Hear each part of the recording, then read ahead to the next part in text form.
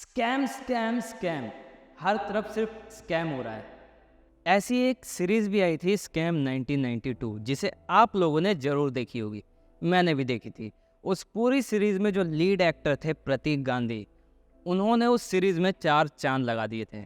और प्रतीक गांधी कोई non actor नहीं थे, वो गुजराती के टीवी सीरियल के एक्टर थे जिसे मैं भी नहीं जानता था, मतलब अननोन फेस। लेकिन जब वो सीरीज आई तब मुझे ये लगा कि ये रोल सिर्फ इस बंदे के लिए ही बना है। इस रोल को इस बंदे से अच्छा कोई कर ही नहीं सकता। और उस पूरी सीरीज में जो म्यूजिक था, उस म्यूजिक पर जो प्रतीक गांधी के एक्शंस थे या फिर एक्सप्रेशंस थे, उसकी वजह से ही बॉडी में एक अलग से हार्मोन्स पैदा हो रहे थे कि भाई अब कुछ होने वाला है, अब कुछ होने वाला है। मतलब हंसल मेहता ने एक ऐसी सीरीज बना दी। लोग सीरीज बनाते हैं, बायोपिक बनाते हैं किसी ऐसे बंदे के ऊपर जिसने कुछ अलग किया हो, अच्छा किया हो। लेकिन हंसल मेहता ने क्या किया? सीरीज बनाई एक फ्रॉड के ऊपर, एक उस आदमी के ऊपर जिसने करोड़ों का फ्रॉड किया, और उसको इस तरीके से दिखाया जिससे कि हम लोग इंस्पायर हो सकें फ्रॉड करने के लिए। फ्रॉड करने के लिए मतलब इंस्पायर हो सके कि भाई क्या दिमाग था इस बंदे का।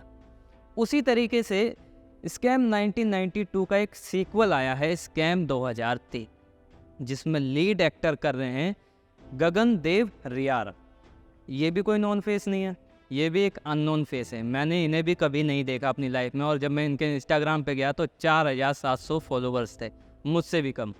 लेकिन जब मैंने स्कैम 2003 देखी तब मैंने देखा यार क्या एक्टिंग की है। लग ही नहीं रहा कि ये कोई एक्टर है। ऐसा लग रहा है कि अब्दुल करीम तेलगी खुद अपनी सीरीज में एक्ट कर रहे हैं।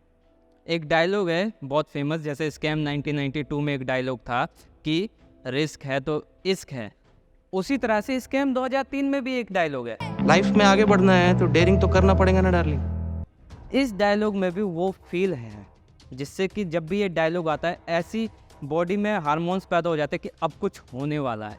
गगनदेव रियार कुछ करेगा, मतलब अब्दुल करीम कुछ करेगा। अब जैसा कि ये स्कैम 1992 का एक सीक्वल है स्कैम 2003, तो मुझे स्टार्टिंग में लगा कि कुछ तो मेल होगा दोनों के बीच में, कुछ तो कनेक्शन होगा। बट ये कुछ कनेक्शन नहीं है, ये बस उसका एक सीक्वल है और इसमें पूरी तरह से स्टोरी चेंज है। एक सीन आता है बीच में जहाँ पे BSE बॉम्बे स्टॉक एक्सचेंज की बिल्डिंग दिखाई जाती है, जो कि हर्षद मेहता वाली स्टोरी में भी बिल्डिंग दिखाई गई थी जहाँ से उसने इतना फ्रॉड किया। मुझे लगा शायद यहाँ से कनेक्शन जोड़ेंगे, बट वो बिल्डिंग बस इसलिए दिखाई गई थी क्योंकि वो भी इस फ्रॉड का एक मेजर पार्ट था। वहीं से तेलगी ने अपने फ्रॉड की शुरुआत की थी स्टैम्प पेपर बेच के। अब बात करते हैं इस सीरीज़ के कास्ट की।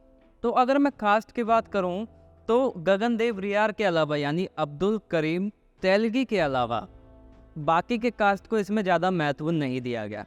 बहुत ही छोटे छोटे रोल सबके हैं।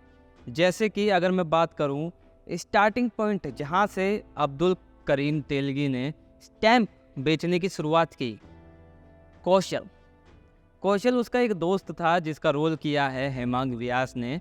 उनका रोल भी सिर्फ 2 एपिसोड तक था, उसके बाद सब कुछ अब्दुल करीम तेलगी ने खुद ही किया और उसका रोल ख़त्म हो गया।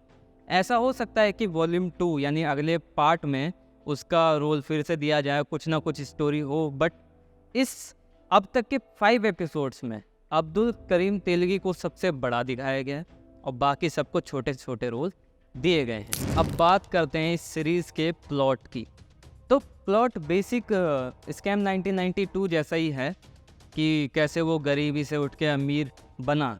लेकिन मुझे एक चीज़ बहुत अच्छी लगी कि स्टार्टिंग के एपिसोड्स में उसको इतना नीचे दिखाया गया, मतलब शायद वो उतना गरीब हो कि कर्नाटका के छोटे से गांव खानापुर में वो फल बेचता था, लोगों का झूठा खाना खाता था, लेकिन उसके अंदर एक सपना था कि मुझे पैसा कमाना नहीं, पैसा बनाना है, यानी पैसा छापना है। और फिर उसने वो सपना लेके ही वो मुंबई गया। वहाँ पे उसने छोटे मोटे धंधे किए, पुलिस केस भी हुआ उसके ऊपर। और एक बहुत अच्छी चीज़ है इस पूरी सीरीज़ में, जिस वकील को उसने हायर किया अपने ऊपर से पुलिस केस हटाने के लिए और चार्ट वगैरह हटाने के लिए, उस वकील से ही इसने पैसे लिए। वकील को पैसे दिए नहीं, वकील से पैसे लिए भी, उससे ही पैसे खिलवाए भी, और केस भी जीत गया। तो ये एक दिमाग होता है बिजनेस माइंड या फिर ये कह लो कि फ्रॉड का, जो अपनी जेब से 1 रुपया नहीं निकालता लेकिन सामने वाले के पैसे खर्च करवा देता है। अगर मैं आगे बढ़ता हूँ तो इसने धीरे धीरे अपने कदम बढ़ाए और इसको जब पता चला स्टैम्प पेपर, जिसको लोग सोचते हैं ना कि क्या ही होता है स्टैम्प पेपर, 100 रुपये का एक मिलता है, कितनी ज़रूरत पड़ती होगी लोगों की। लेकिन अगर मैं आपको बताऊं कि अगर एक बिल्डिंग बन रही है, जैसे कि मेरी फैमिली नोएडा में रहती थी, वहाँ पे टोटल 3000 घर थे, यानी 3000 स्टैम्प पेपर, 1000 का एक स्टैम्प पेपर, यानी 3000 स्टैम्प पेपर कितने रुपए के हुए एक दिन में अगर इतने स्टैम्प पेपर बिके तो। इसीलिए वो ये चीज़ समझ गया था कि स्टैम्प पेपर का बिजनेस बहुत ज़्यादा फायदेमंद है। लोगों को लगता है कि ये बहुत सस्ती चीज़ है, लेकिन स्टैम्प पेपर छाप के बेचना बहुत आसान है, क्योंकि छपाई में तो 1 रुपये 2 रुपये ही लगेंगे, लेकिन बिकेगा वो 1000 रुपये का। और यही दिमाग लेके अब्दुल करीम ने 30,000 करोड़ का प्रॉफिट किया। लेकिन जो अभी 5 एपिसोड्स आए हैं यहाँ पे, अभी तक 30,000 करोड़ तक बात गई नहीं है। इस पूरी सीरीज़ में अभी तक वहाँ गई है बात जहाँ पे ये फंस गया है। अब पुलिस इसके पीछे पड़ी हुई है। मुझे मतलब ऐसा लगा अचानक कि यार अब कुछ होने वाला है, मतलब पुलिस भी आ गई, ये भी हो गया, अब क्या होगा, अब क्या होगा। और एकदम से लिखा आ गया टू बी कंटिन्यूड, 2 महीने बाद अगला सीज़न आएगा इसका। तो मुझे एकदम अजीब सा फील हुआ कि यार इससे अच्छा तो मैं 2 महीने बाद देख लेता। यार हंसल मेहता ने ये क्या किया।